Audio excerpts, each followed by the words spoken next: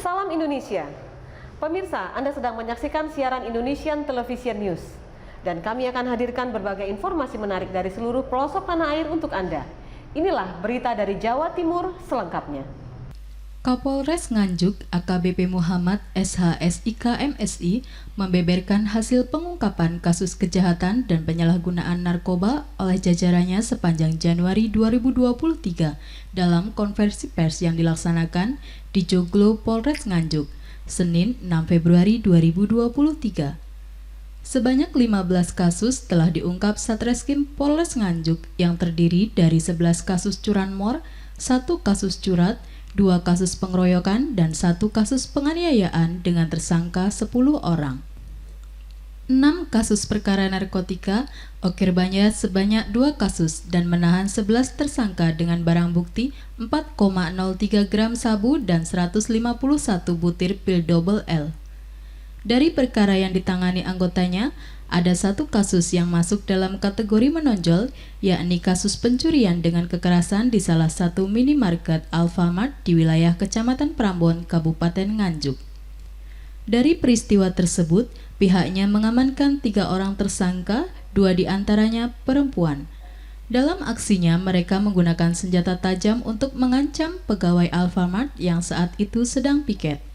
Peristiwa ini sudah direncanakan sebelumnya dan salah satu tersangkanya adalah merupakan pegawai Alfamart di tempat yang berbeda. Terkait dengan ungkap kasus yang dilaksanakan oleh Satreskrim, di mana ada jumlah kasus yang kita terima, ada 21 kasus, di mana terdiri dari yang pertama pencurian dengan kekerasan, ada 2 kasus atau 2 TKP.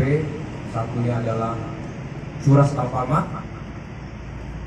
dengan tersangka 3 orang, kita berhasil tangkap. Kemudian yang kedua curas atau jambret 1 TKP, tersangka 1 orang. Ini baru dalam 2 hari ini kita tangkap. Sementara masih pengembangan, dari hasil pemeriksaan sementara tersangka menyampaikan ada 19 TKP lain yang dia lakukan di wilayah Kabupaten Nganjuk. Ini sedang dikembangkan oleh penyelidik kita di lapangan. Pengelola curanmor, pencurian kendaraan bermotor, selama Januari kita berhasil mengungkap 11 TKP dengan tersangka 4 orang. Kemudian berikutnya terkait dengan kasus 170 pengeroyokan yang melibatkan perburuan, kita berhasil mengungkap 5 TKP atau 5 kejadian dengan tersangka. Dewasanya ada 5 orang, kemudian anak-anak di bawah umur ada 4 orang. Untuk anak-anak di bawah umur, penanganannya kita serahkan ke Bapas, ya, sesuai dengan undang-undang perlindungan anak, kemudian di bawah pembinaan di Bank Dinas Sosial. Kemudian berikutnya pencurian dengan pemberatan, ada 1 TKP dengan tersangka 1 orang, dan terakhir Satreskrim penipuan dan atau penggelapan 2 TKP dengan tersangka 2 orang. Jadi totalnya Satreskrim sepanjang bulan Januari berhasil menangkap 20 orang tersangka. Ya, 20 orang tersangka yang kita proses, di mana 16 orang adalah tersangka dewasa, kemudian 4 orangnya adalah anak-anak di bawah umur. Dari Nganjuk, Jawa Timur, Kindro melaporkan.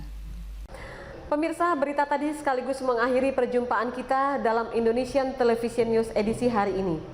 Kami harap Anda dapat menekan tombol subscribe untuk mendapatkan informasi dan berita menarik lainnya dari channel Indonesian Television News. Saya Novi Balga, mewakili seluruh kerabat kerja yang bertugas undur diri. Sampai jumpa dan salam Indonesia.